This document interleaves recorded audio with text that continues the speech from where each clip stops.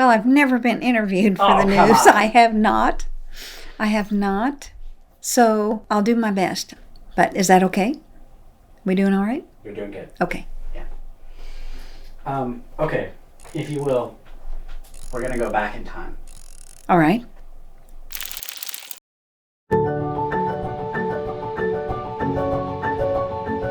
I was born in St. Joseph, Missouri in 1945. Parents brought me up in a little frame house. It's the intersection of Noyes and Mitchell is where I grew up. We had good neighborhood kids, and I played and played and played. We had a park nearby, and every once in a while somebody would hit the ball into the garage window. My dad never said anything. He said, I've got glazing, I've got glass, you guys don't worry about it. So we didn't. I really had a great education. I went to parochial schools, grade school and high school, and it was like going to private school, so I was really lucky with my education. High school, which was Convent of the Sacred Heart, which is no longer in existence. They tore down the building, which is unfortunate. So I graduated from a blonde high school. One of the women that I went to school with, her name was Jeannie Rost. She really smart woman, and she got a job at American Angus in the information systems department, but she wanted to be an educator. So she decided to leave and go back to school to get her teaching degree. And her boss, Iris Panko, said, Jeannie, can you recommend somebody? At the time, I was working as assistant to the buyer of junior apparel at a local Townsend Mall department store. And Jeannie recommended me, and that's how I got my first job at American Angus. It was a great opportunity for me. I was scared to death because I didn't know anything about computer programming, nothing at all when I started. And did she think that you were going to work there for over 50 years? Oh, Jeannie? No. No way. Being such a novice, I probably didn't fully appreciate that they were leading edge. The integrity of the data was always foremost, so that what you put in, the results were correct and worthwhile.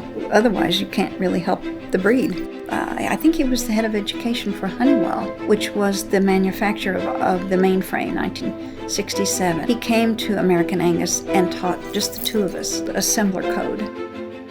Storage was really critical then. It was not in abundance, and it was expensive. They didn't have any way to convert the data. It was on cards, but it needed to be transferred to magnetic tape. They had to take these huge decks of cards to, I think it was right outside of Boston, was where the Honeywell headquarters was. And they were in this big warehouse, and the mainframe they worked on was just skins. It didn't have any, it was just bare bones. Those women worked so hard, and of course they were in high heels, schlepping all these cards from one end of the warehouse to another. We were working in bits rather than long strings of data. We were working with bits and bytes of data. So you had to do a lot of testing to make sure that things turned out correctly. They were going out on a limb to hire me, so I wasn't aware just how far forward they were with their technology.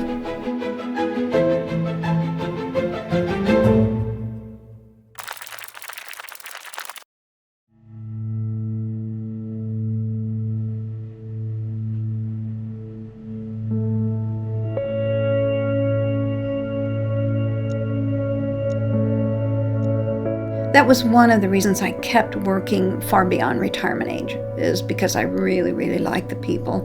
And I like being able to work on those really exciting projects that improve the breed. So I got to continue to work on the projects, but not around my colleagues, except for Zoom meetings. And my office was at my dining room table, and the chair was not quite right, and I got tired of looking at the computer after working hours. It just wasn't working for me. If it weren't for the pandemic, I might have worked one more year because, when I did get a retirement bonus, Mark McCulley said that if I had stayed to age 55, it would have been $1 million instead. So I probably would have tried to hang on.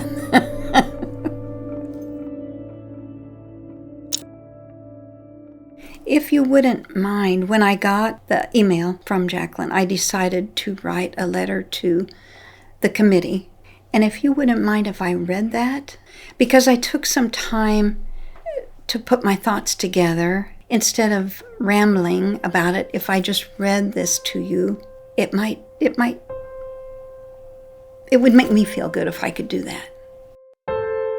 It's hard for me to say just how proud I am to be selected for induction to the Angus Heritage Foundation. I went to angusawards.com and I scrolled through the names of those who preceded me. That was really nice to see all those faces, so many familiar ones. I was privileged to have worked with many of them and lucky to have them as my mentors. Other names are familiar because of working with their records. It will be an honor to be included among these men and women who have helped build the Angus breed. I made a good living working at the American Angus Association. My supervisors trusted me with important and interesting projects that made heading for 3201 in the mornings easy, except for the alarm clock, of course. I always felt trusted, respected, and valued. The office always felt safe and comfortable. I learned so much and had fun too. It was my good luck that Iris Panko took a chance on me and took me in 1967. So really, I've just been doing my job. Thank you for the honor. I'm touched.